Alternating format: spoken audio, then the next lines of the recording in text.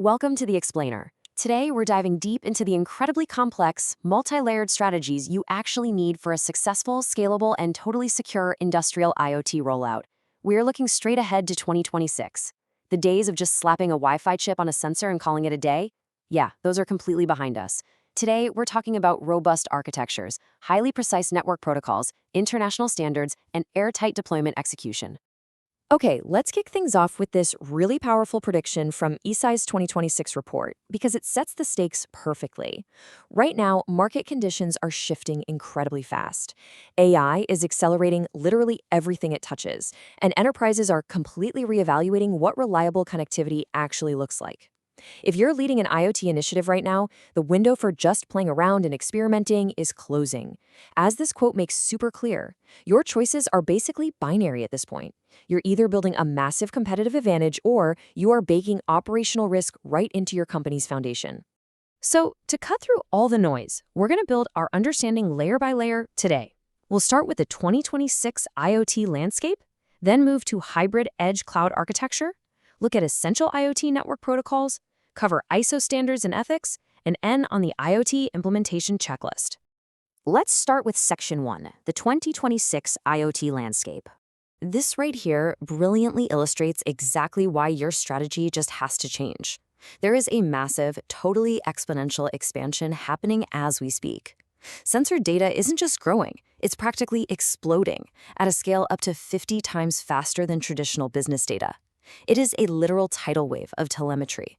And if you try to funnel all of that raw, unfiltered data straight into some legacy cloud system, you're going to bottleneck your network, you'll rack up astronomical cloud computing bills, and honestly, your system is just going to crash. It demands a totally different, highly scalable architecture to handle the load. That brings us to Section 2, Hybrid Edge Cloud Architecture. Looking at this multi-tiered model from the International Journal for Multidisciplinary Research, it is super helpful to think about this modern IoT nervous system almost like the human body. Down at the bottom, your devices, the smart homes, the connected vehicles, the surveillance cameras, those are your senses. In the middle, the edge layer acts as your reflexes. And up at the very top, the cloud is your brain.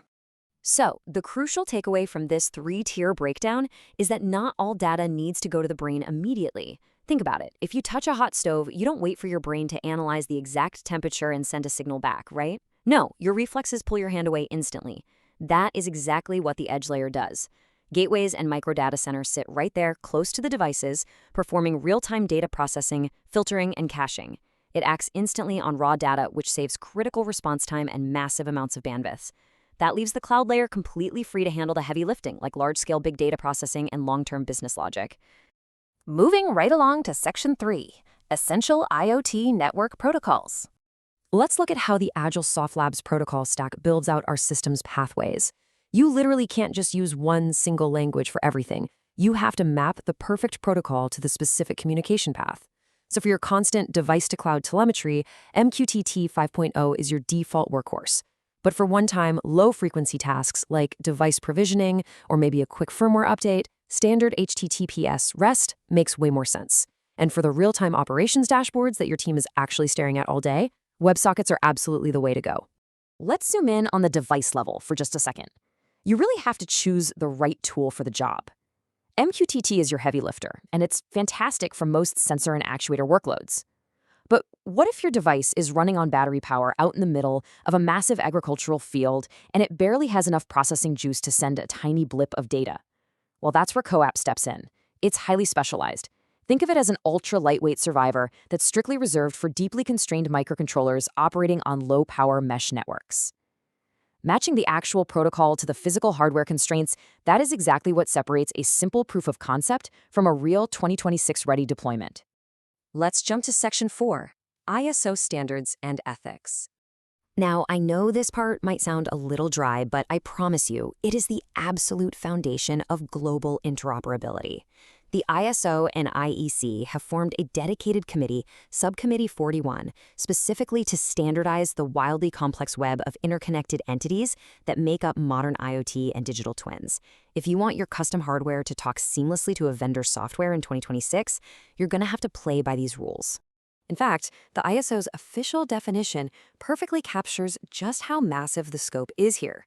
The Internet of Things is no longer just smart gadgets or a fridge that automatically orders your milk. It is a vast infrastructure processing and reacting to information from both the physical and the virtual world simultaneously.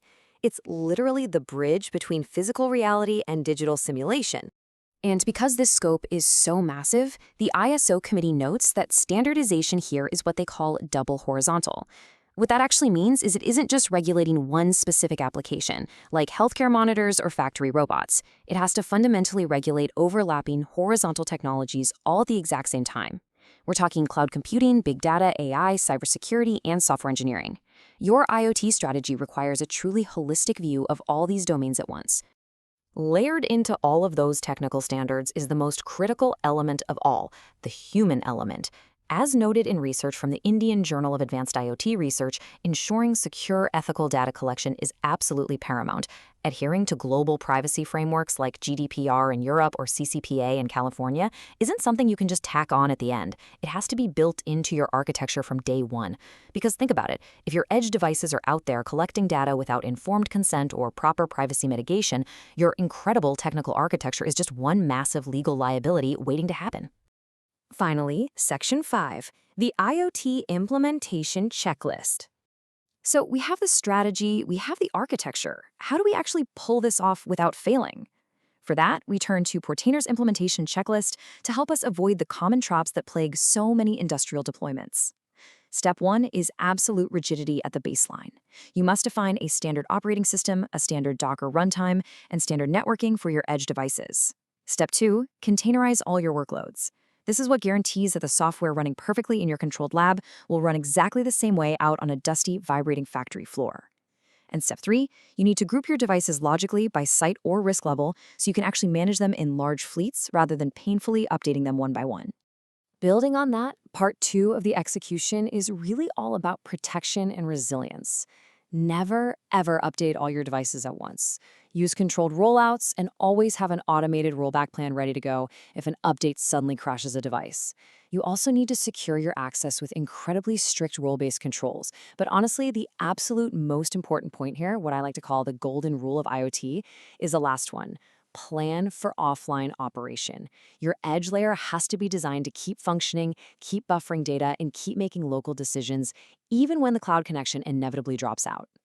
So I'm going to leave you with this final thought to take back to your own engineering and strategy teams. Look closely at your current roadmap. Does your deployment genuinely align with these incoming 2026 standards? Is your edge architecture resilient enough to survive offline? Or are you, maybe without even realizing it, building operational risk right into your foundation? Remember, the scale of this data is growing 50 times faster right now. Now is the time to make sure your infrastructure can confidently ride that wave rather than being crushed by it. Thanks so much for joining me on this explainer, and I'll catch you on the next one.